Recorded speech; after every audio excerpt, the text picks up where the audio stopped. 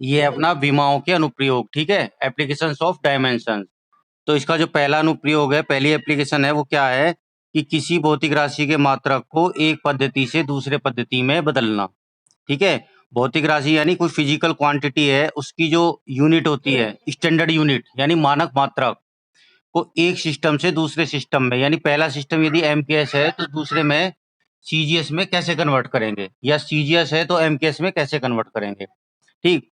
तो इसके लिए है कि हम मान लेते हैं पहले कि कोई भौतिक राशि क्यू है, ठीक, जो दो विभिन्न पद्धतियों में जिसके आंकिक मान यानी न्यूमेरिकल वैल्यू n1 व n2 है, और मानक मात्रक यानी कि स्टैंडर्ड यूनिट u1 व u2 है, ठीक। तब हमने एक फॉर्मूला ड्राइव किया था पहले कि Q बराबर n1 nu होता है, ठीक, यानी Q अनुक्रमान ये होता है, यहाँ लिख लो चाहे, क्योंकि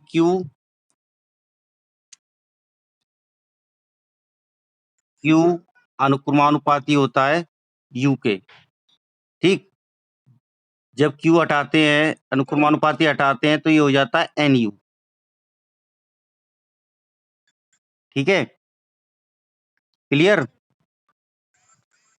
तो इसमें n जो होता है वो न्यूमेरिकल वैल्यू होती है, U होता है स्टैंडर्ड यूनिट होता है, Q जो फिजिकल क्वांटिटी हो गई अपनी जो भौतिक राशि है, ठीक। जैसे हमें कोई भौतिक राशि दे रखी है बल, ठीक, तो बल बराबर क्या हुआ, न्यू बल का मात्रक क्या होता है, न्यूटन, ठीक। तो यूनिट हो गई न्यूटन, न्यूमेरिकल वैल्यू वहां हो गई 1, यानी बल बराबर 1 न्यूटन होता है, ठीक है।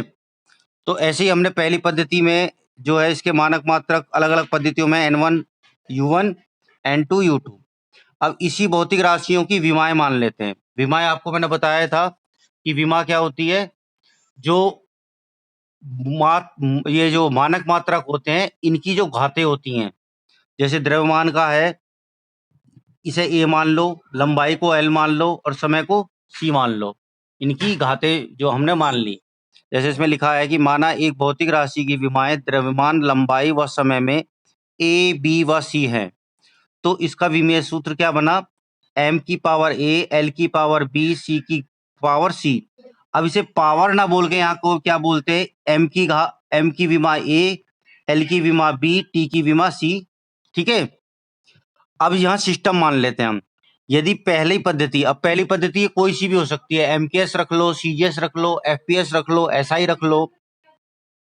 पहली पद्धति में द्रव्यमान, लंबाई व समय के मात्रक क्रम से m1 l1 t1 है, ठीक है।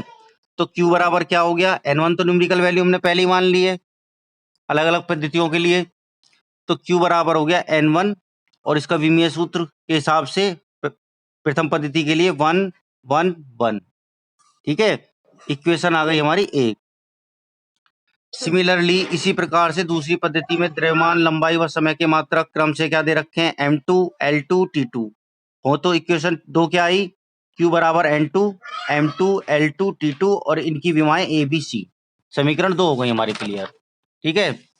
अब जो देखते हैं समीकरण 1 व 2 से, क्योंकि Q के बराबर में ही पहली इक्वेशन है और Q के बराबर में ही दूसरी इक्वेशन, अगर दोनों को तुलना करेंगे तो वो एक दूसरे के बराबर हो जाएंगी। तो ये अपना हो गया n1 is equal to m1 की विमा a, l1 की विमा b, t1 की विमा c बराबर n2 m2 की विमा a, l2 की विमा b और t2 की विमा c। n2 की जब यहां से वैल्यू निकाले तो n1 के अपोन में चला गया, ये m2 वाला पोर्शन ये इसके अपोन में आ गया सारा, तो n2 बराबर n1 दिस अपॉन दिस, ठीक है। अब इनको विमाओं के अकॉर्डिंग सेपरेट कर लिया हमने, m1 m2 की विमा दोनों की सेम है तो एक लिख लिया a, यहाँ पे l1 l2 की विमा सेम है b, तो इन दोनों को एक साथ लिख लिया, t1 अपॉन t2 की विमा c जो है सेम है, इसे एक साथ लिख लिया।